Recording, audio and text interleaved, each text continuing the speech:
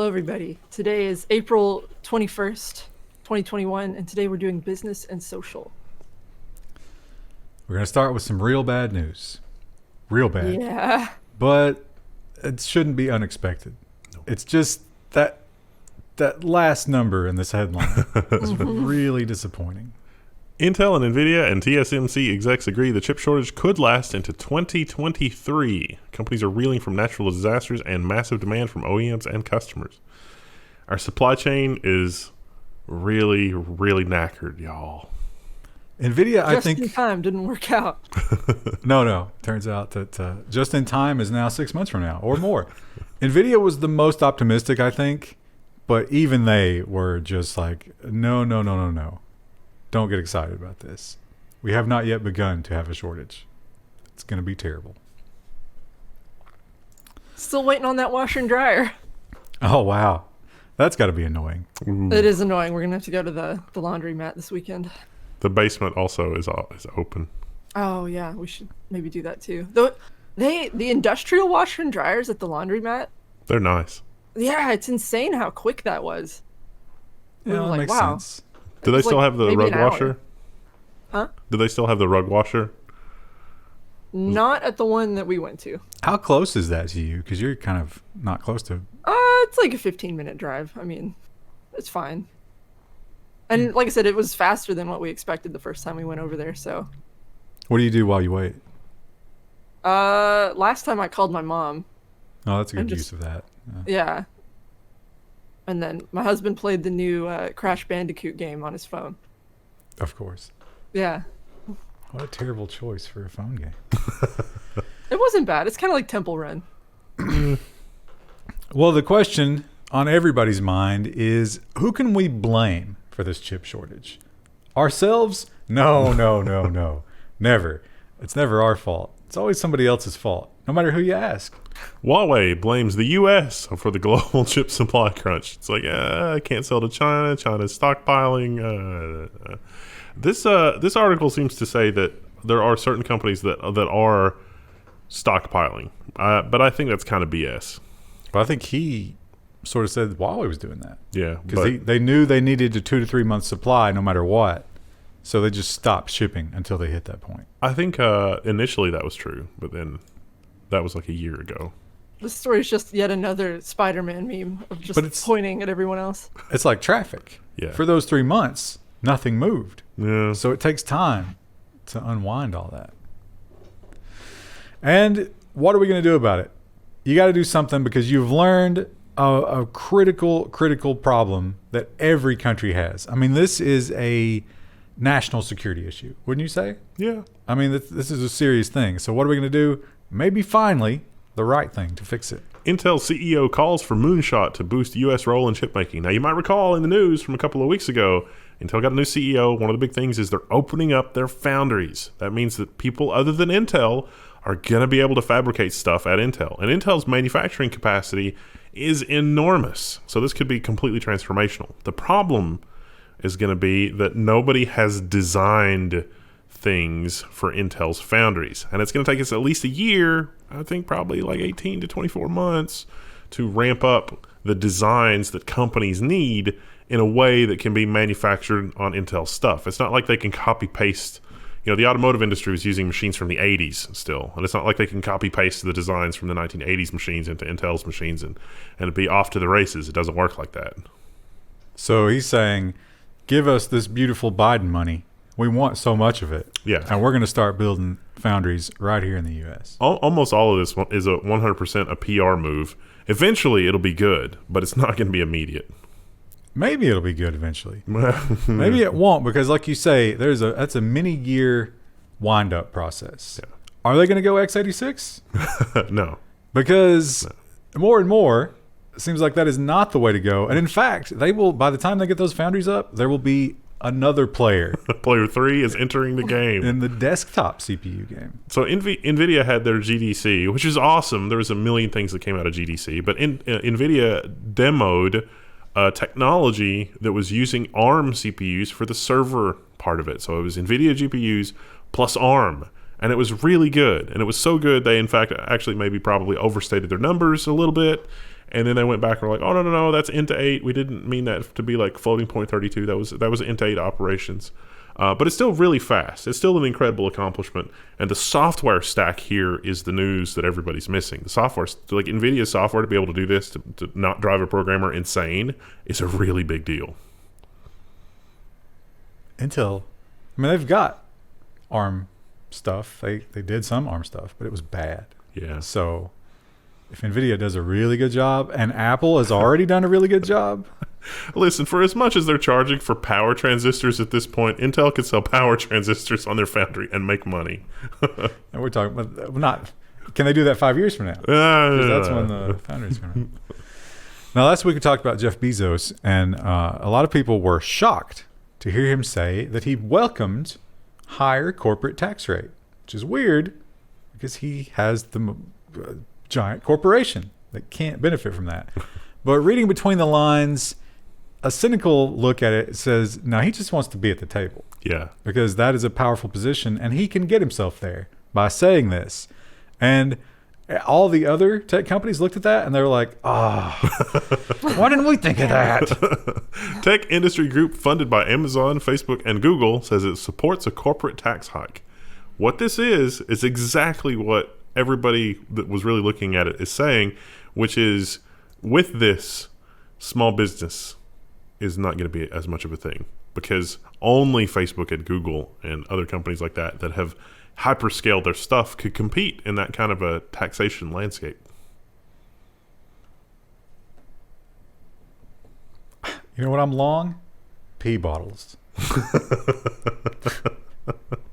Because if he gets in bed with the Biden administration with this and makes a bunch of sweetheart deals, you know the union stuff's going to be in there. I was trying to think of a way to explain this really well, and the best thing I could come up with is that, like, Amazon has figured out a way that you don't have to sleep. And so, like, come to Amazon and you have to take this thing that, you know, has horrible side effects, but you no longer have to sleep, and you're that much more productive. It's like that, but for taxation. And then they start hiding the murders. But eventually it gets out. It's not murder so much as your heart explodes catastrophically. No, I'm thinking that, you know, Stress. you mentally break after so long without, because that's what they do at Abu Ghraib and what's the one in the terrorist thing? Oh, Blackwater? They play the prison. Oh. They play the chat. I don't know. They play. Actually, Metallica got angry because they used Metallica to keep them up. And after so many hours, you don't know where you are. Yeah. And that's when the Amazon workers start killing. Another movie that writes itself. Dell is, they bought VMware and EMC a while back. But more importantly, it's, their business is not as healthy as a lot of the other big tech companies. Dell does not have what's hot right now.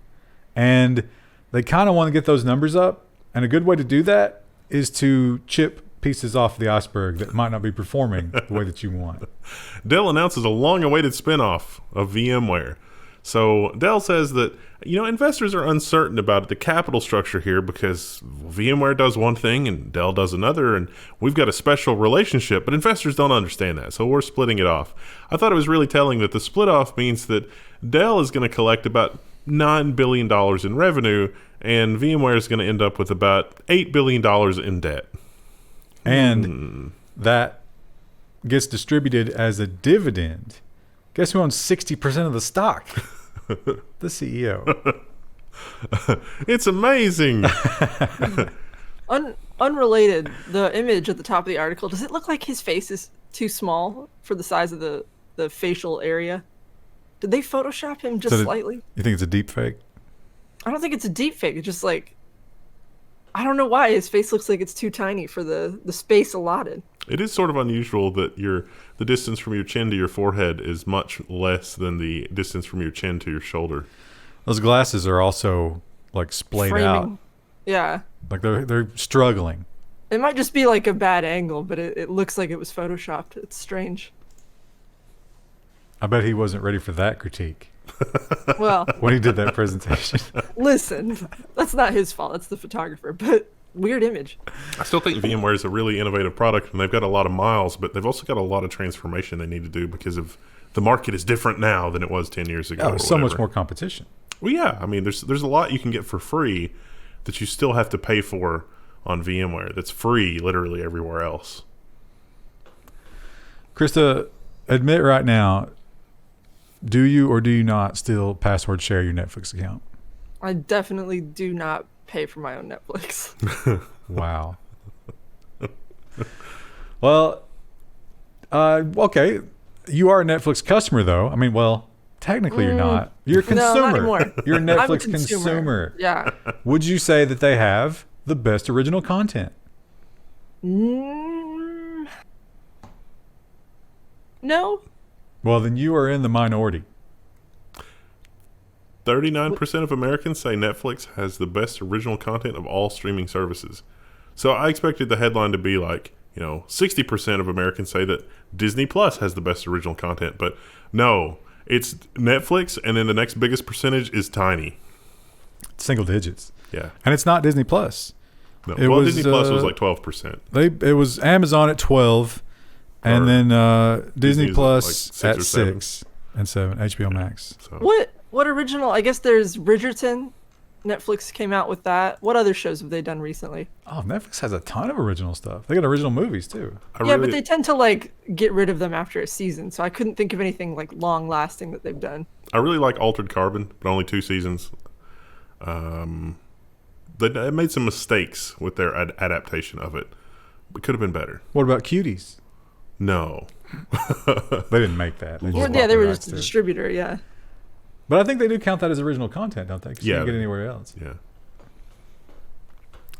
The big Wall Street event this week was Coinbase. It wasn't an IPO. They did not issue shares. They just opened up the market for what was already out there. And it went kind of moderately okay, I guess. Coinbase opens at $102 billion valuation on the first day of public trading. Woo! Meanwhile, Doge to the moon. I saw that and I was like, it was what, 8 cents or 6 cents? There's a wallet somewhere that has like 2,000 Doge in it. But it's not what's that it much. at now? No, 10 cents or 12 or 13 maybe. $1. It went to $1? It's at like 60, 80 cents. Oh, it says right now 36 cents. Okay. So that happened after, Yeah. because the big headline was 10 cents. Yeah. Wow. It's tempting. It's such a stupid thing, though. Well, when it comes to cryptocurrency, we've seen headline after headline with all the big banks and financial institutions capitulating. They want to be a part of it now because there's billions of dollars to be made. Except one. I guess you got to give them credit, right? They're holding out. HSBC bans customers from buying Bitcoin backer MicroStrategy shares. It's just too volatile. It's not. This is probably one of the last Reuters articles we're going to enjoy without the paywall too. Oh yeah, the Reuters. I think we have like 3 weeks left before they do it. But my question is, so the argument here is that the risk is too high because this company bought how many Bitcoins? It was a crazy, like 90,000 Bitcoins or something. No, that's too high. But a lot of Bitcoins. 91,000. 91,000. Oh, wow. That's crazy. And so they're saying that, no, that's too risky because what if Bitcoin were to go to zero? That's a non-trivial possibility. Then our customers are going to get crushed. What about Tesla? Yeah. I mean, they don't have that many Bitcoins, but that was what percentage of the company is now invested in Bitcoin? Well, they've said if you're going to buy the Tesla with Bitcoin, they're not going to convert it to fiat immediately. But the big amount that he bought dwarfs the income. I thought it was only 1.5 billion worth. Only. Yeah. This is 5 billion. Yeah. I mean, that's risky. But at the same time, since when is this market not about risk? I bet they're trading penny stocks that are way more risky. Did you put the deli story in nonsense? When another one of those accidental. Yeah. No, I didn't put that in there. Because that's what's happening. Like that's just all, the deli story basically sums up the entire market of 2020 and 2021. It's a $100 million deli in New Jersey. But it's just one of those mistaken identity stock things, right? Either that or money laundering. No one's really sure.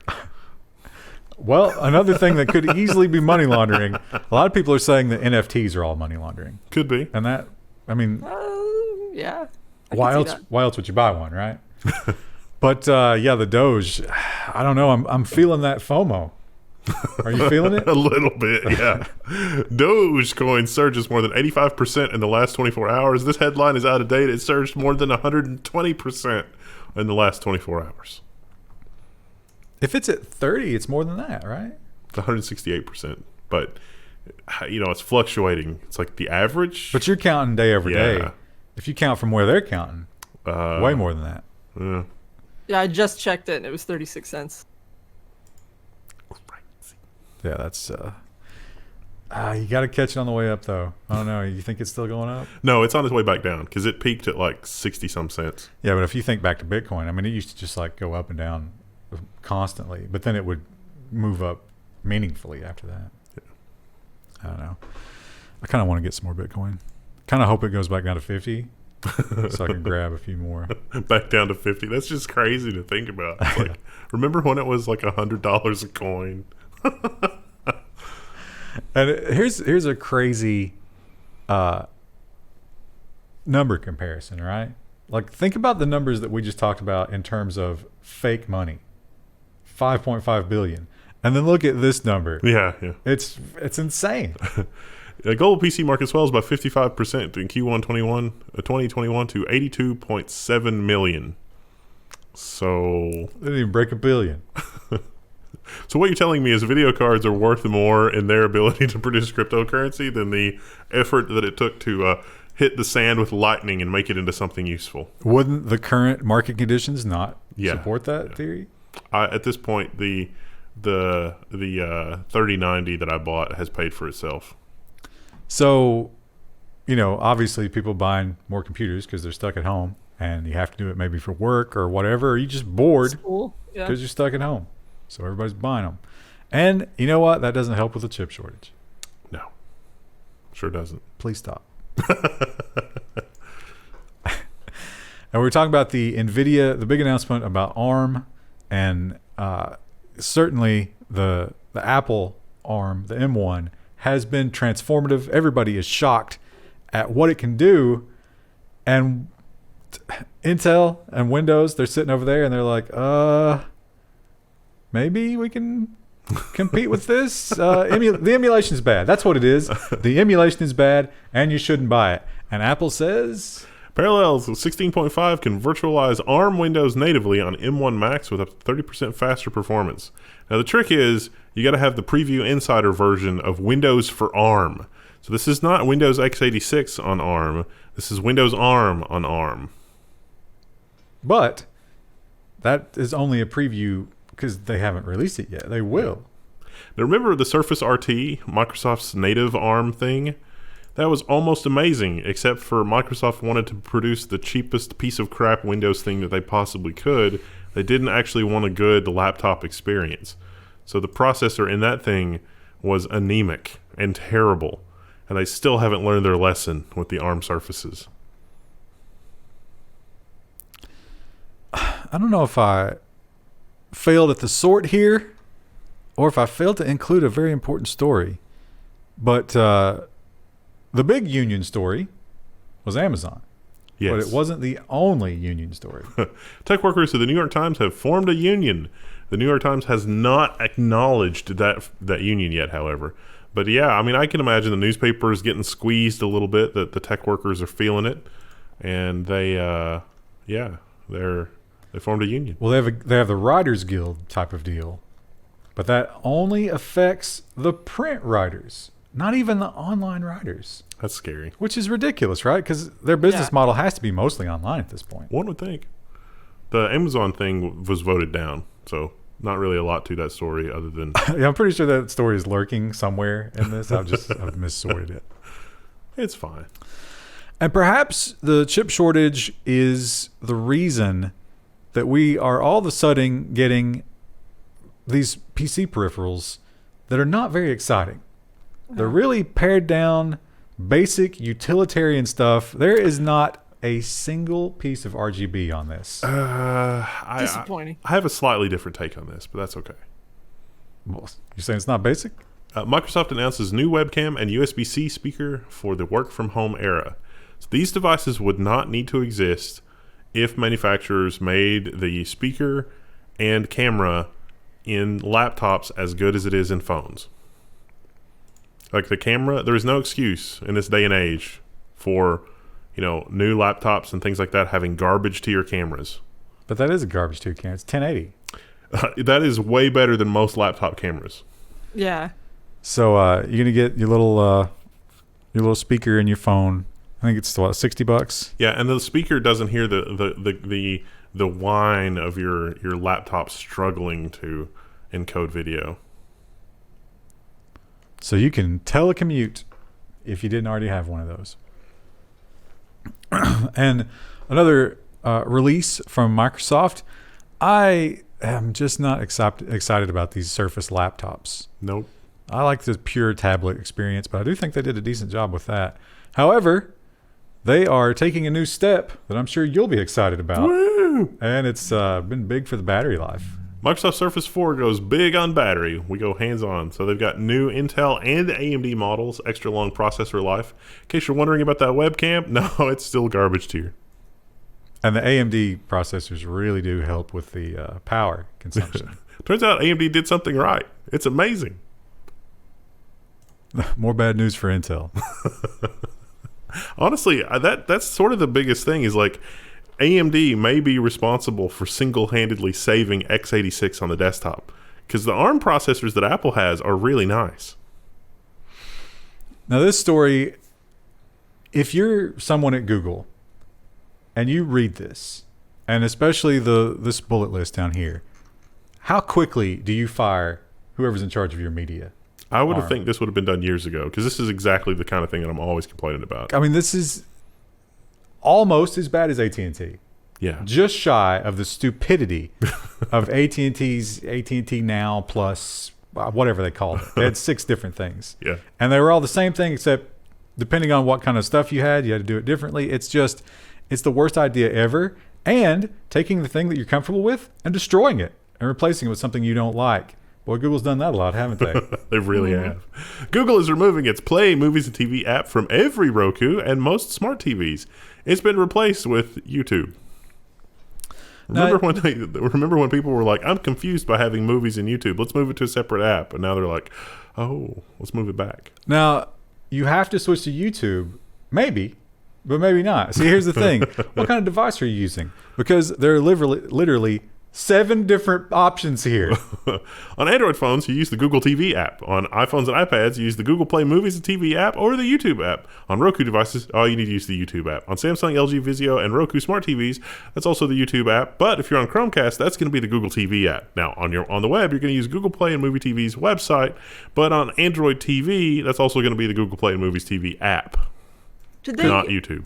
Did they put the Google Analytics team on this? Because this feels like Google Analytics, where it's just insane, hard to navigate. Why?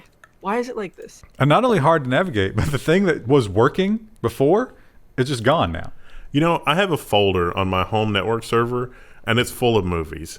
And when I feel like watching an old episode of Star Trek, you know what I do? I double-click on Star Trek. I double-click on Season 2. I double-click on whatever episode it is that I want to watch. And I'm done. And that's it. And it hasn't changed in like 15 years. I like it. But what if you want to stream that to your Fire Stick? Well, first of all, I would never have a Fire Stick. And second of all, I can stream it by VPNing into my network and double-clicking the file.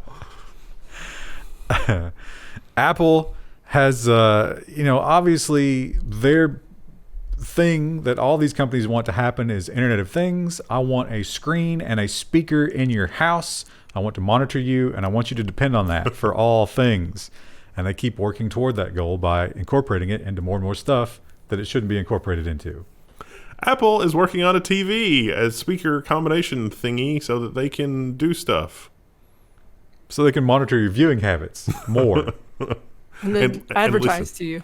And listen to your house. So they know if you're opening up Star Trek The Next Generation on your network instead of the Apple Store. I seem to remember that Apple was saying, we don't think advertising should happen this way and blah, blah, blah. And turns out that wasn't exactly honest. Shocking. Really. Krista, was that a dish? Oh, yeah, sorry. not the metal bowl, Krista. No, it was just he just put it down. Tesla might be feeling just a touch of that competition that is inevitably coming from all the different electric car makers, because they've had time now to get their stuff out there. People are driving them. People like the Mustangs. And maybe they're doing some internal repricing because of that. Tesla is drastically increasing the price of the solar roof. Turns out it's a kind of a popular product. It doesn't look like a solar roof, and yet it is.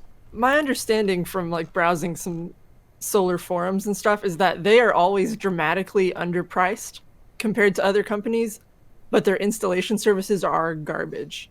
So maybe they're raising the prices to be more competitive and maybe hire better contractors. But Well, now this is the price for the individual solar cells, they claim. People, because obviously this is a very expensive thing. I mean, this could cost you probably a minimum of like 30 to 50 grand, right? That's crazy. And if a big house, forget it. So people will go to the website and sort of spec out their house, and they look at that number and they're like, maybe not right now. And they keep going back and they think about it, and all of a sudden they're like, wait a minute, was this not 30,000 less yesterday? You know, if you don't mind the unsightly solar panels, those are only like 15 grand. yeah, That would only take like 7 years to pay off. But you don't get a power wall. You could get a power wall. It'd just be a separate charge. And this story just refuses to go away, and I'm fascinated with it. I love it. It's such high drama, but it's high drama with people who really don't deal with drama well. No. Really don't. And there was an apology, which I guess it wasn't really an apology. I mean, reading it, I thought to myself, it doesn't seem like an apology to me. There's a little bit of kind of like, I'm sorry you don't like who I am. I read it as, I'm sorry, I'm damaged goods. But there was no personal changes based on that realization. It's like, I'm damaged goods. Sorry. Deal with it. Yeah. That's basically what was said. The Free Software Foundation doubles down on restoring RMS after his non-apology. So this is still in the news. This is ZDNet's take on it. And Stephen J. Von Nichols really lets his opinion bleed into this one. Is anybody still alive that worked on the V2 rockets? Was anybody like super upset that they had Von Braun working on the rockets, which I think is arguably a much worse situation? How could there not be internal NASA guys who were furious about that? Krista. Certainly there's somebody that was upset that Von Braun was allowed to work on those.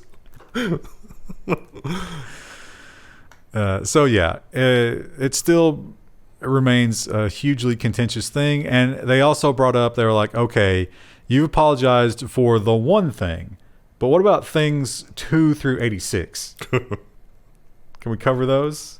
I think he's saying, no, leave me alone. At some point, you gotta look at this as like, you know, if our mission is to improve the world through software, this is just a distraction. But they also point out that open source has kind of eclipsed his efforts because it's so much more effective. Yeah. So do we need this? because it's open. Well, yeah. Certainly makes for great headlines, doesn't it? Epic Games continues to throw money at their battle with Apple and Steam. And I like to collect my games every week. I think this is ultimately going to hurt them in their Apple case, though. Maybe. They certainly have the war chest. I mean, they have a lot of... is Fortnite still as popular as it was? I don't think it's anywhere near as popular as it was, but it's still just printing money. That's crazy. So they say, when people sort of question, they say, hey, you're wasting all this money. The CEO of Epic says, no.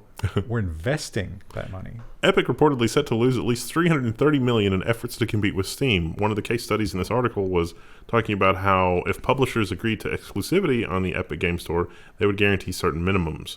So some game, Control, I think got a $10 million bump or a bonus or how you want to classify that in order to be exclusive on the Epic Games platform for a year. So you get a bunch of transactions like that, $330 million loss, it makes sense. But from a business standpoint, if you're in an argument with Apple about, app stores and exclusivity and monopoly and stuff like that. Do you really want to have this kind of thing? Because the judge is like, well, you're figuring that you're going to make back your $330 million and then some once you've established a dominant position in the market. So aren't you arguing against that with your situation here with Apple? And what's more walled than paying people not to leave the garden? Yeah.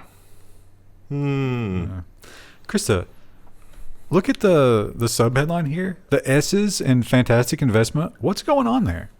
Oh, hang on. I closed that tab already because we were getting ready to change it.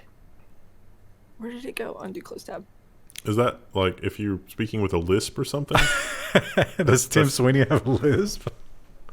Because Considers doesn't have it. Wait, what are you looking at here? CEO Tim Sweeney considers it a fantastic investment. Look at fantastic investment. I'm imagining it like the guy says Transylvania in Rocky Horror Picture Show. I don't understand what you're talking about. There's a little accent over the S's in front of the T's. Maybe it's just our garbage tier Linux community. Maybe it's a font Yeah, I render would say thing? the font looks fine to me. All right. It is a serif font, so it's got like the little swoosh on the end of the S, but like it looks fine. Well, in Linux, it's rendering funny. But see this other S. Look, chat. That S is fine. That S has a hat.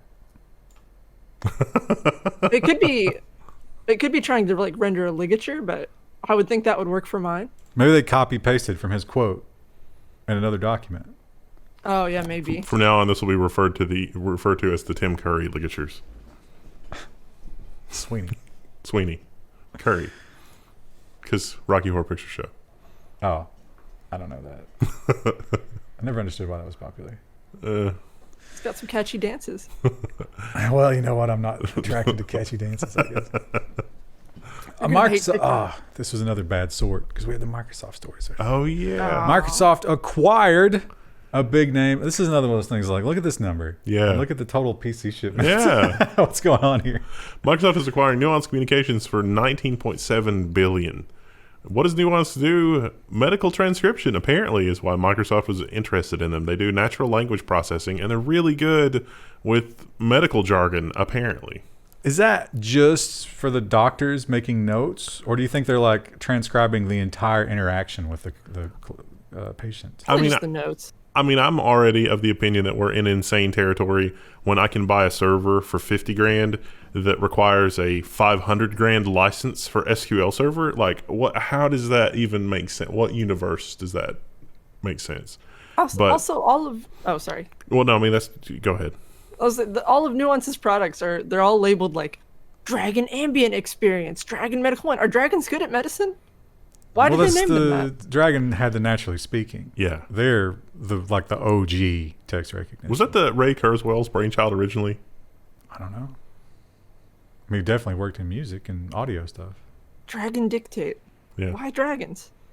That was just the name of their thing that they came up with. Which, God, when did that come out? That was 90s? Yeah, the first versions of it were in the 90s. They had an amazing API. I had a 486, a wall-mounted 486 that did reasonably okay voice recognition. It was like an Alexa personal assistant before any of that was invented.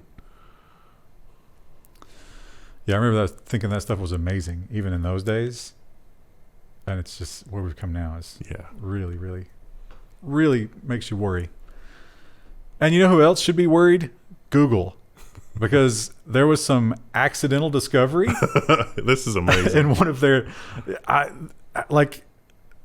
Does that person... Do you think was it a lawyer or was it like an intern? I think there was a lawyer. I think it was a lawyer that didn't understand the subtle on-the-nose humor of Project Bernanke for what it does. And will that lawyer ever work again? No. In the legal profession. So you don't understand. We called it this as an ironic signal so that, you would know what it does.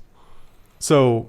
unredacted thing hit the court records. People freaked out and they're like, and then they redacted it and put it back, but you can't put the genie back in the bottle, can you? No.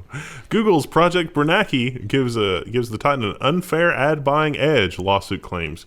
So Google and Facebook entered into a pact, and there were some sort of it was a contract really, and there were some stipulations here. Like Facebook would buy a certain amount of ads, and Google would try to help Facebook make sure that they were the most competitive, but ultimately Facebook had to commit to winning at least 10% of the ad auctions that they participated in. And so there's apparently Project Bernanke, which would kind of give Facebook a little bit of an edge on the market, maybe. Now, Google says that's not actually how that works, but it does seem like it was named for the chairman of the Federal Reserve. The joke being, I think, that the Federal Reserve is Google with its ad inventory, and Project Bernanke being the train conductor that's sort of signaling to Facebook when to, move money. And Bernanke did hand out a lot of money to U.S. corporations. People were not happy with him. So Google said they're going to defend themselves in court. We'll be happy to discuss it. I can't wait to see how that plays out.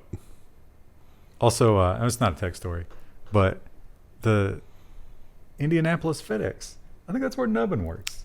Uh-oh. Yeah. Oh. Hope Nubbin's okay. What if it was Nubbin? Oh, yeah, I saw that trending like right before we started. Do we really want to announce that on the details yet. news, though? I mean, that's By the probably time fine. they watch this, there'll be more details emerging, I imagine. Oh, he's been very vocal about his Okay. his home in the Twitch chat. I mean, this is a bigger audience, I guess, but they're not going to track down Nubbin. Don't take that as a Yeah, challenge. don't tempt 4chan. That's not his name. It might as well be. Oh, this is a somewhat unique handle. Yeah. Yeah. This Jalopnik. Now, Jalopnik, I suppose they might be a little bit internal combustion Biased, yeah. biased. You think so? Yeah, a little Because bit. electric is basically the PR arm of Tesla. So maybe Jalopnik is the opposite. Maybe this is like Fox and CNN. But oh boy, did they let the tunnel have it. Move over, Kino. Elon Musk's dumb Tesla tunnel is now the lamest thing in Vegas. So, Ouch. it doesn't. I think a valid criticism he points out is that Tesla couldn't be bothered to do self-driving through the tunnel. It's now open. Speed's limited to 35 miles per hour. You still have to drive yourself through the tunnel. And it takes 20 minutes by foot, and what is it, like 5 minutes by Tesla? Yeah. So you save 15 minutes, but it cannot move large numbers of people that distance as fast as regular traffic. Because safety. It is a tunnel. Like, what if one of the batteries catches on fire and is emitting noxious fumes? That's a real problem. Well, they had to install those ladders. Yeah. How many average Vegas tourists could actually climb one of those ladders? Zero. I mean, they'd get up there eventually, but after a couple tumbles, probably not. Yeah, in one but piece. you got one person eventually getting up there while everybody else in the downstairs asphyxiates. The article suggests that the tunnel might have been better as one of those conveyors, like at an airport, and I have to say I agree with that. Probably cheaper too, right? Yeah. I mean, use the tunnel, the boring machines. I mean, it's cool that you can build a tunnel, blah, blah, blah, but don't have people drive through it. Just put a conveyor in there. Here's what you do. Just install a really long grocery store conveyor and then put a Tesla on it and block the wheels so that it just turns the conveyor with the wheels of the Tesla. Or maybe two tunnels. One if you need to take your Tesla with you, but if you're just, a pedestrian looking for mass transit, you just go stand on this moving sidewalk. I don't think the Teslas ever come out of the tunnels. They I don't? think they just go back and forth. Yeah. Because they're like tunnel Teslas. Well, yeah, then you definitely need just the... And I don't think you're driving. I think they have a driver. well, I'm kind of That's lame. failing to see the point here. I don't understand, why? so is the Jalopnik author. Yeah. Yeah. Do you think this is just pure Photoshop, or does this version of Rock'em Sock'em Robots exist somewhere? It looks like somebody really wanted to show off their mini painting skills by 3D printing some heads and then painting them. Krista, you should get into this. I think there's a market for yeah, that kind of thing. Customize Rock'em Sock'em Robots. Do like Putin and Trump and Biden and Hillary. That'd be huge. But this has to do with, of course, Apple's whole change to the tracking policy. Now, we've talked a lot about how big companies, and it doesn't get much bigger than this, have spent a lot of time and money building these tracking systems. And they're not just going to let Apple shut it down. No. They're going to do everything they can to stop that.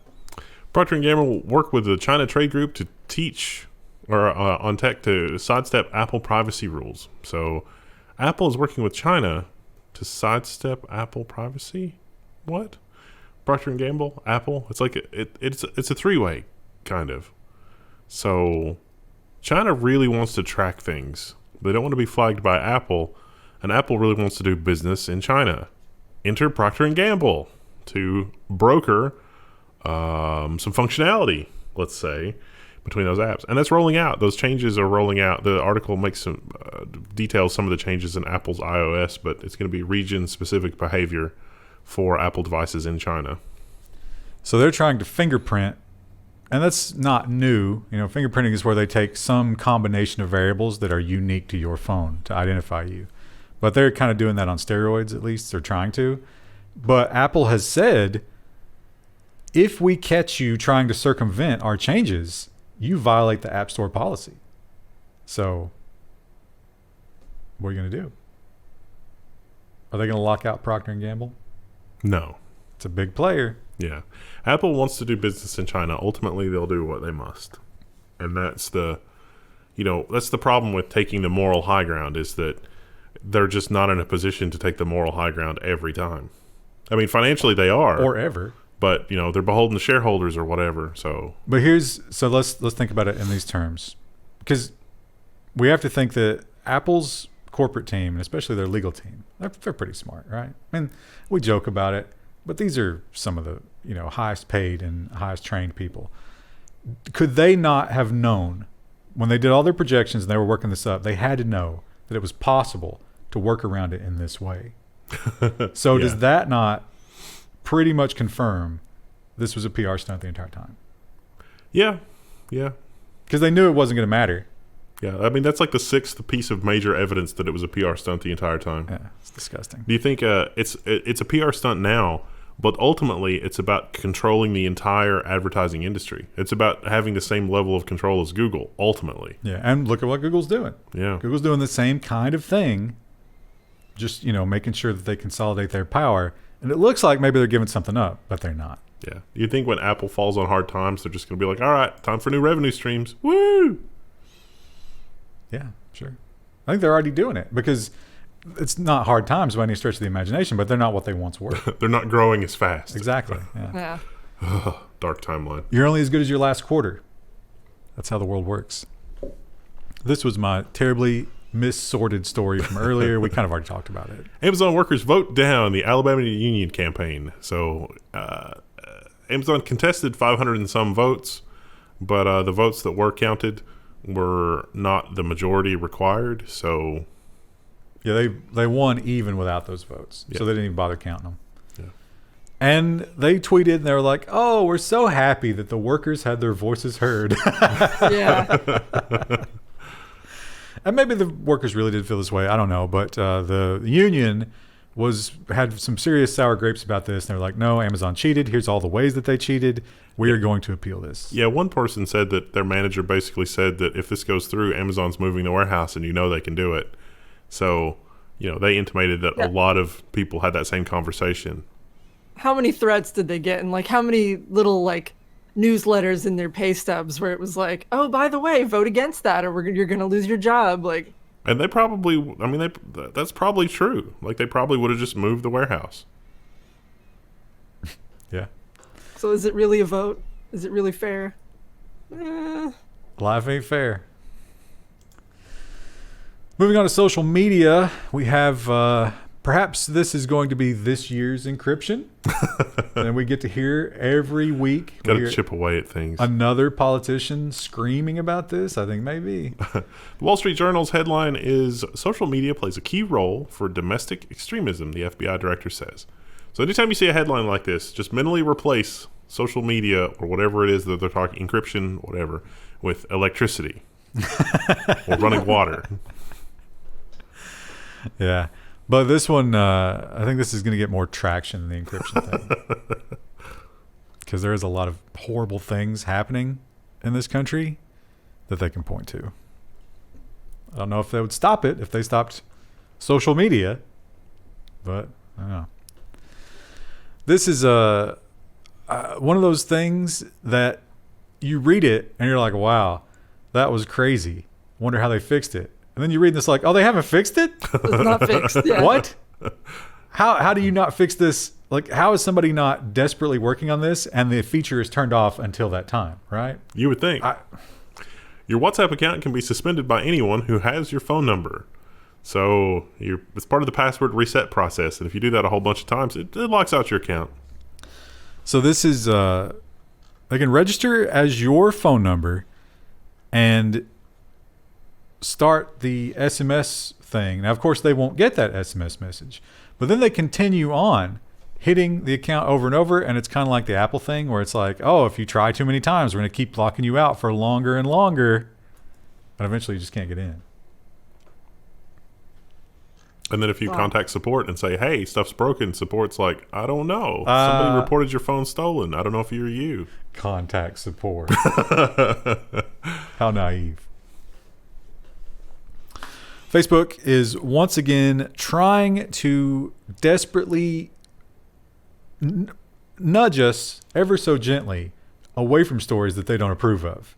They've tried so many different ways to do this. None of them work. In fact, many of them seem to have the Streisand effect. People would see those little labels and be like, ooh, controversial, let's read it. So they're doing more of the same, I guess. Facebook hopes tiny labels on posts will stop users from confusing satire with reality. So you remember the Babylon Bee and the Onion and those stories that were picked up by, your mom's knitting circle on Facebook? Yes. I don't think this is going to help. But there have been, people have pointed out, like maybe 4 or 5 years ago, Onion and Babylon Bee stories that have come true now. Yeah. Well, the Onion, it's like, does the Onion even have anything to write about anymore? Yeah. My mom's going to be like, see, there's a Samsung TV delivered to my apartment. It was real.